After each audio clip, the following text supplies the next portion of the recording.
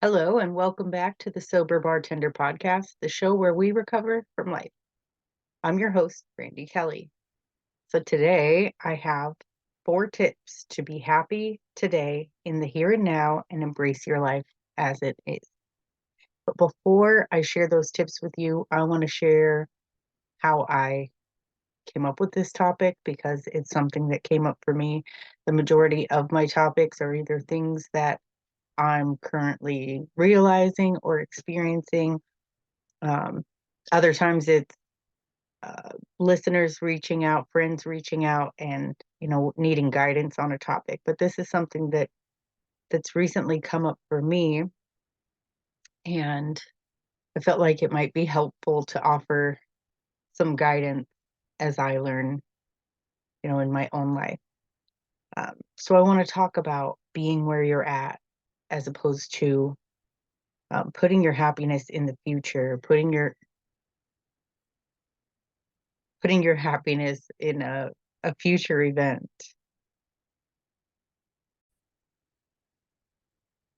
So I want to ask the question, are you holding out on your happiness? And what are you waiting for? Um, because I think that I'm definitely happy in my current life, but I didn't feel like I could settle into it until XYZ came about. And that's absolutely not true. Um, I I started out my recovery journey listening to the teachings of Ram Dass on YouTube, and I read his book Be Here Now, and it kind of just opened my world up to being in the present and being thankful for the present and seeing the present as a gift. Um, so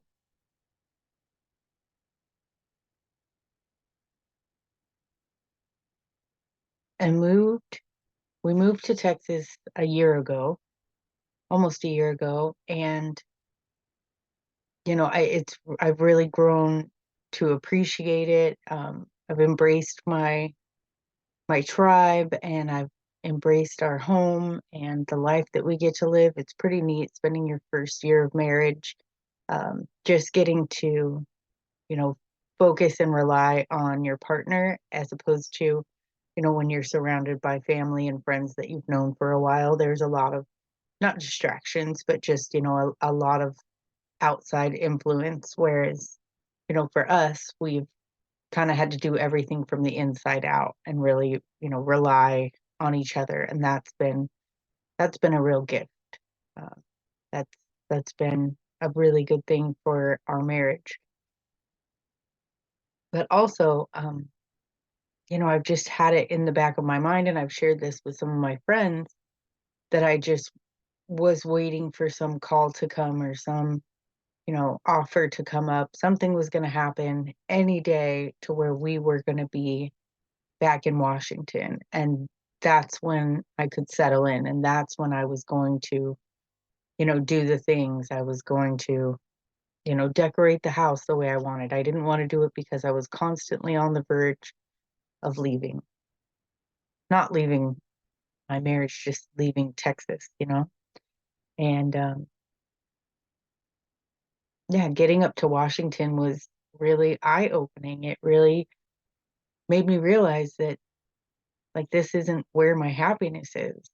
Um, I love that I get to be up here. I have spent a couple mornings out on the kayak, just out on on the sound, and I've had eagles flying over my head, and I'm surrounded by trees. And to me, this is just the most beautiful, the most beautiful place to be.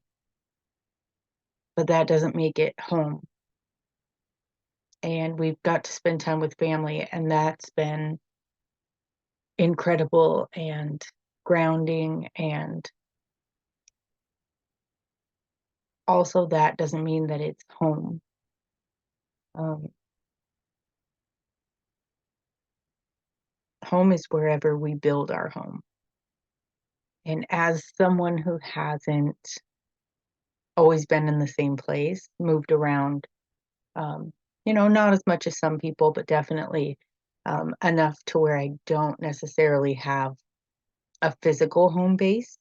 I'm from Utah, but we left when I was 9. So, yes, that's where all my family is, but that's not where I grew up. I grew up in Bullhead City. My family is no longer there. So that's, not a place that I would look to. Um, so, while I think it's good to have a home base, I think the way that I've grown up, I've had to find a home inside of myself. And then, I've also built a home inside of my marriage. So wherever that is at is where home is. But back to the topic, um, I've spent so much time, just not wanting to fully invest myself in activities and in I haven't wanted to dive in completely because I feel like, oh, I don't know when we're going to leave, so I don't want to commit to that, or I don't want to get invested into this because I I don't know how long I'll be here. And it's kind of it's not a great feeling, and it really just kept my happiness, my settling into my life um, in the future, and tomorrow doesn't exist until it's today. And what you do today will impact your tomorrow. So it's important to do your very best today. But I've spent so much time wasting my precious today, either imagining or worrying about what was or what will be. And today is a gift, and each moment is sacred. And that leads me to the desire to be here now. So wherever I am, that's where I'll be. If something comes up to where we do end up going, then I'll go then, but I've already gone in my mind. This whole last year I've spent it just waiting for the next thing. And I don't want to live my life that way. I want to be fully present, and I want to immerse myself in what I'm doing and in my experience and in the people that are around me. So that being said, let's get to those 4 tips to be happy today in the here and now and embrace your life as it is. So the first one is to focus on now. So especially when you catch yourself future tripping, you catch yourself, living in the future, living on something that hasn't come to fruition. I think it's great to manifest the life that you want, but also you're in right now. So focusing on the here and now. I like to notice my surroundings. I like to focus on the things that are around me. When I'm in my home in Texas, I look out the window. I notice the things that are going on out there. I notice the things that are in the room, the sounds, the smells, and that really brings me to the current moment. I notice my breath. Sometimes I count my breaths. Sometimes I do intentional breathing where I, do a rhythmic breathing. And a big thing for me is to notice where my body is. Like, where's your butt? Where are your feet? This is where you are. And that's really good if you're in a fearful place as well. Either um, reliving things that happened in the past that put your body and your mind at disease, or worrying about something in the future that hasn't even happened yet. Looking at where your body is and recognizing that you are safe, and then looking at where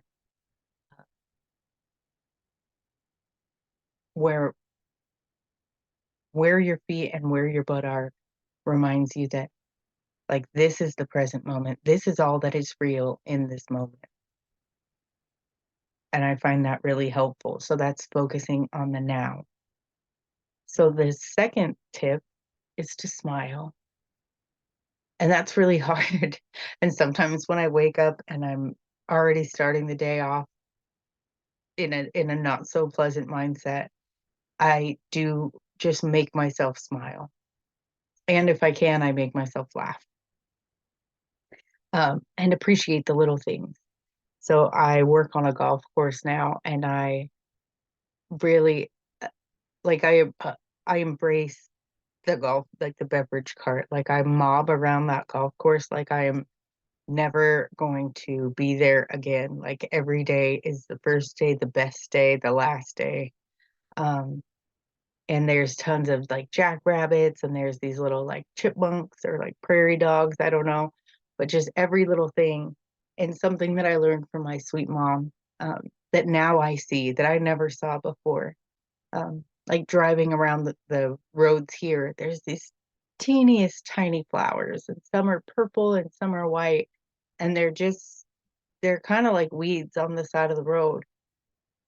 But to her, they're like these wonderful things that she wants to pull over and pick them out and put them in her little scrapbooking journal. And so now when I'm driving around, that's something that I also want to do, because I want to pick them for my mom. And now they make me happy because it's something small that I know brings her so much joy. And so those small things that bring us joy, like those are everywhere, those little tiny miracles. So keeping an eye out for those things. Um, I'm just being thankful. Like I'm really thankful that I woke up today. And a lot of times we just take that for granted. And sometimes it feels like a chore. But a lot of people didn't get to wake up today. And there will be a day where I do not wake up. So today I am very thankful. I'm thankful for my life. So I want to encourage you to smile. Smile at yourself in the mirror. It feels ridiculous, but it does help. And it tells your brain, like it sends messages to your brain. So that's like living your way into a new way of thinking. That's, just being willing to make a shift and appreciating the little things and being thankful. Like incorporating gratitude into your daily way of being. And just, start small, but just take every opportunity to give thanks. Be thankful for, the coworkers that brighten your day, or be thankful for the coworkers that you maybe don't enjoy that much, and be thankful when they walk away, however it needs to work. Um, so the third tip is service. When I started in recovery, it was during COVID, um, this last time around, and I did not want to do service. I didn't want to be of service. I was struggling so much. I was in so much pain. I had so many problems that nobody could possibly understand. How could I possibly be expected to be the person who stood at the door and welcomed everybody?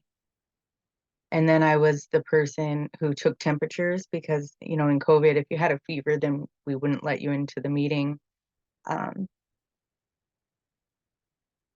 and I was that person. And then I got upgraded to a coffee person where I got to pour everyone's coffee. And it so gets you out of yourself. It gets you out of your head. And you're just, instead of focusing on me and my problems and what am I going to do and what did I do and how are they ever going to, just all of that stops. And you get to just serve another human being.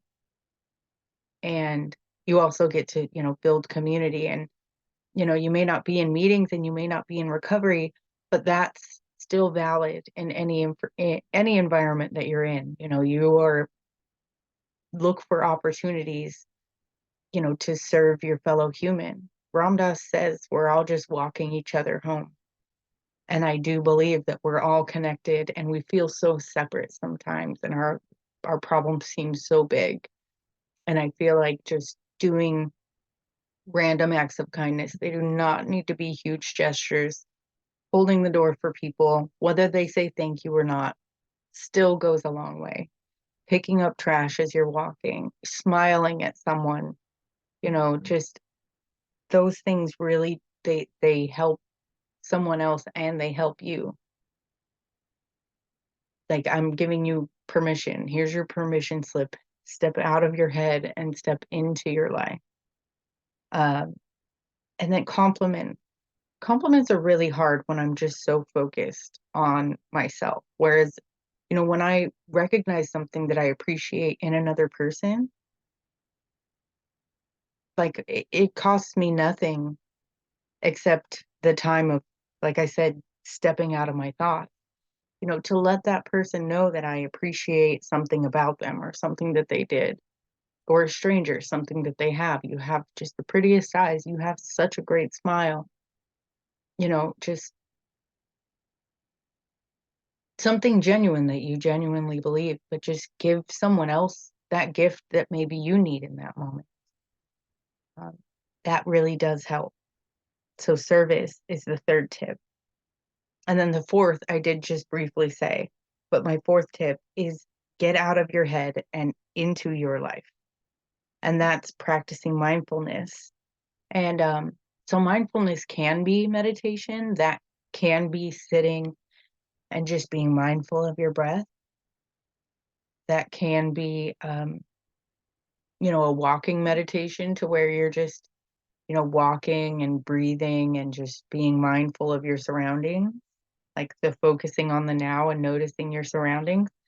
But mindfulness can also be in the shower to where you're not thinking about what you need to do at work. You're not thinking about the phone calls that you need to make, but actually just each body part, focusing on how the loofah feels or how your fingers feel scrubbing your head. Um, focusing on, each stroke with the razor if you're shaving your legs, like being in that moment fully. And when you start to go away, come back. That's also a form of meditation. That's mindfulness in practice. Doing the dishes, a lot of times, like doing the dishes is where we listen to music or we listen to podcasts or, we're replaying our day, but just coming back to each and every dish and just focusing on that and looking at it and feeling it and not already being in the next thing.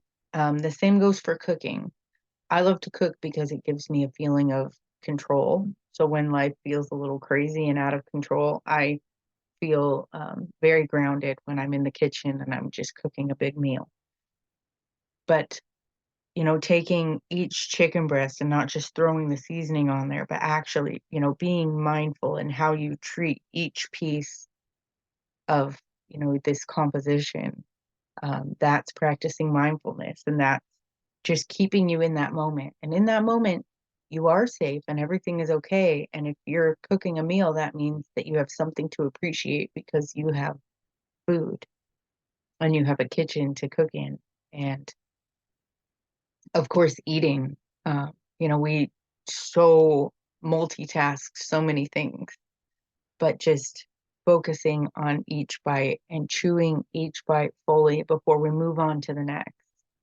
Or we think about what we want for dessert, just being in that moment and savoring the flavors and,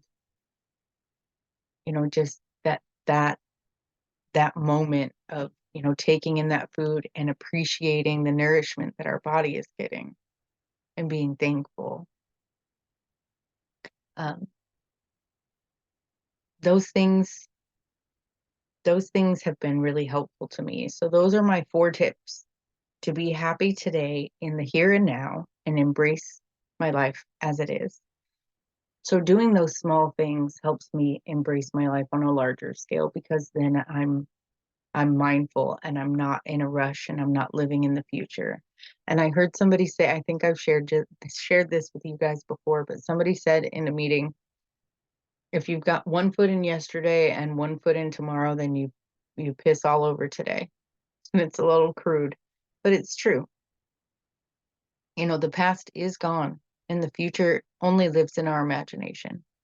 It's not here yet. So you have one today. So make it a great day. That choice is yours. I want to thank you guys so much for listening. Thank you for being here with me. I will be back in the podcast studio next week, but today I'm coming to you from Camino Island, Washington, and it is glorious, and it's been wonderful having all these revelations about life and about myself, and thank you for letting me share them. If you're enjoying the podcast, please take time on Spotify or on iTunes or Apple or on YouTube to like, subscribe, follow, rate, review. If you know someone that you think this podcast could benefit, please, click the share episode link. Please send that over to them. The more people that need to hear this message get it, the better. If you're struggling, I just want you to know that you are going to get through this. This too shall pass. It really, really will. I love you guys so much, and I will talk to you next Wednesday.